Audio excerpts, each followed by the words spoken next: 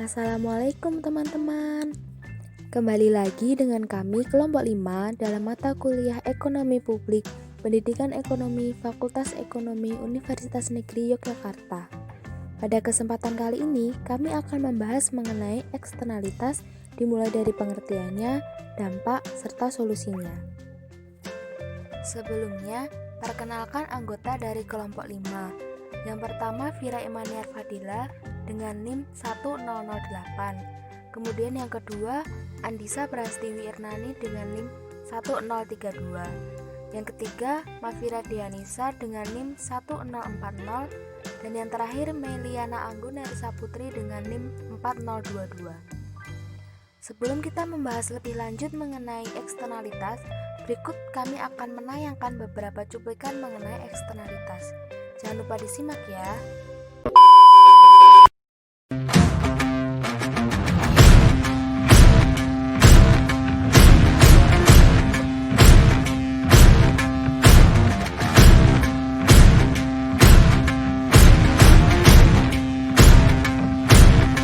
Music bed.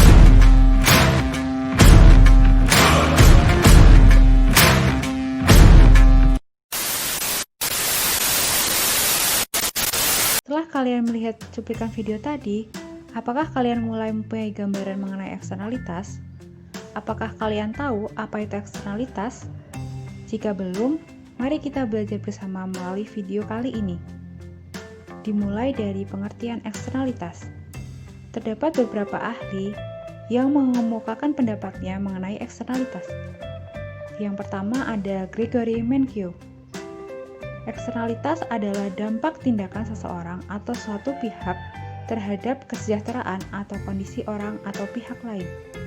Sedangkan, menurut Rosen, eksternalitas terjadi ketika suatu kesatuan mempengaruhi kesejahteraan kesatuan yang lain yang terjadi di luar mekanisme pasar atau non-market mekanisme, sehingga dapat diartikan atau disimpulkan bahwa suatu eksternalitas terjadi jika ada seseorang atau sekelompok orang yang merasakan dampak dari suatu kegiatan walaupun orang tersebut tidak ikut masuk ke dalam kegiatan tersebut. Syarat kegiatan dapat dikatakan menimbulkan suatu eksternalitas. Terdapat beberapa syarat agar suatu kegiatan itu dapat dikatakan menimbulkan suatu eksternalitas. Yang pertama adalah jika suatu kegiatan berdampak terhadap pihak lain di luar dari kegiatan tersebut. Yang kedua adalah jika suatu kegiatan tidak melalui mekanisme harga. Dan yang terakhir atau yang ketiga adalah tidak adanya kompensasi dari pihak yang bersangkutan atau pihak yang melakukan kegiatan kepada pihak ketiga. Pihak ketiga ini adalah orang di luar dari kegiatan tersebut. Macam-macam eksternalitas. Yang pertama yaitu eksternalitas positif. Menurut Guritno Mangkusubroto, eksternalitas positif merupakan suatu tindakan seseorang yang memberikan manfaat terhadap orang lain, tetapi manfaat tersebut tidak dialokasikan di dalam pasar. Jika suatu kegiatan dapat menghasilkan manfaat bagi orang lain ataupun tidak merugikan orang lain dan orang lain tersebut tidak membayar manfaat tersebut, maka nilai dari kegiatan tersebut tidak dalam kegiatan pasar. Yang kedua yaitu eksternalitas negatif. Eksternalitas negatif merupakan biaya yang akan dikenakan dan ditanggung oleh orang lain di luar sistem pasar sebagai produk dari kegiatan produktif. Pernyataan tersebut diungkapkan oleh Guritno Mangkusubroto. Selanjutnya, kita akan mempelajari mengenai bagaimana kebijakan publik untuk mengatasi eksternalitas. Nah, caranya itu ada dua. Yang pertama yaitu regulasi. Salah satu cara untuk mengatasi kegagalan pasar atau biasa disebut inefisiensi akibat terjadinya ekonomi eksternal yaitu dengan melakukan regulasi atau larangan pemerintah. Dengan melarang suatu aktivitas yang meningkatkan ekonomi eksternal, maka disekonomi eksternal tersebut bisa dicegah. Nah, untuk yang kedua yaitu pajak Pigouvian. Pajak Pigouvian ini itu pajak yang diterapkan untuk mengoreksi berbagai dampak dari suatu eksternalitas negatif. Nah, teman-teman, setelah kalian memahami apa itu eksternalitas dan dampak yang ditimbulkannya, pada kesempatan kali ini kami akan membahas mengenai salah satu eksternalitas yang ada di lingkungan masyarakat yang memberikan dampak negatif. Eksternalitas ini terjadi akibat dari adanya suatu kegiatan produksi pabrik yang mengakibatkan masyarakat sekitar pabrik merasakan kerugian. Kali ini kita akan membahas mengenai polusi udara yang diakibatkan oleh pabrik timah dan arang di Cilincing. Dalam beberapa artikel dan berita yang sudah kami baca, pada tahun 2019 di daerah Cilincing, Jakarta Utara telah terjadi pencemaran udara, yang dimana pencemaran ini diakibatkan oleh industri rumahan, pembakaran arang dari batok kelapa, dan peleburan timah. Warga sekitar daerah pabrik ini merasa resah dan dirugikan dengan adanya kegiatan produksi pabrik tersebut yang menimbulkan asap dan mencemari udara di sekitar pabrik.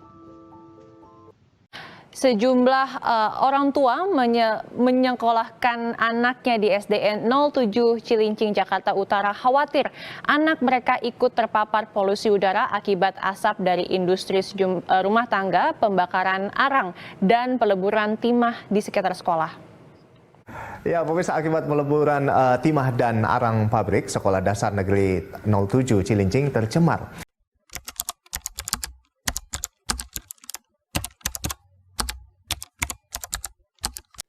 Dampak-dampak yang ditimbulkan dari adanya kegiatan tersebut adalah asap dari produksi pabrik mencemari udara, sehingga warga masyarakat sekitar menjadi resah. Asap ini mengakibatkan warga menjadi kesulitan untuk bernafas dan mengakibatkan iritasi mata dari adanya asap yang ditimbulkan. Berdasarkan data yang didapat, bahwa ratusan warga sekitar pabrik terkena penyakit ISPA dan hal ini diduga karena pembakaran arang dari batok kelapa. Dari adanya asap ini mengakibatkan anak-anak di sekitar pabrik juga sering mengalami sakit batuk yang diduga karena asap dari pabrik. Selain itu, bau dari pembakaran yang dilakukan oleh pabrik juga sangat mengganggu warga sekitar. Apalagi jika sedang terjadi hujan, bau dari timah akan lebih menyengat. Bau ini juga menyebar tidak hanya di lingkungan sekitar pabrik saja, namun juga di lingkungan yang sudah berbeda kelurahan dari pabrik tersebut berada. Selain dampak-dampak yang telah disampaikan tadi, ada dampak lain, yaitu debu yang dihasilkan dari asap pembakaran arang dan peleburan timah juga mengotori lantai dan perabotan pada bangunan sekolah dan rumah warga sekitar, sehingga barang-barang menjadi kotor, berwarna hitam, dan berminyak. Kemudian, aktivitas belajar mengajar pada SD Negeri 7 Cilincing yang berada di dekat pabrik itu terganggu karena udara yang dihirup menjadi bau akibat adanya aktivitas pembakaran yang dilakukan, sehingga murid dan guru menggunakan masker agar bisa melakukan pembelajaran. Selain itu, ketika pembelajaran sedang berlangsung, sering ada asap seperti kabut yang mengganggu proses pembelajaran. Asap ini masuk ke dalam kelas dan mengakibatkan mata perih, batuk hingga sesak nafas. Hal ini mengakibatkan pembelajaran perlu dihentikan untuk beberapa waktu. Selain itu, ada juga guru dari SD Negeri 7 Cilincing yang menderita pneumonia akut yang diakibatkan dari adanya kontaminasi udara yang tidak bersih.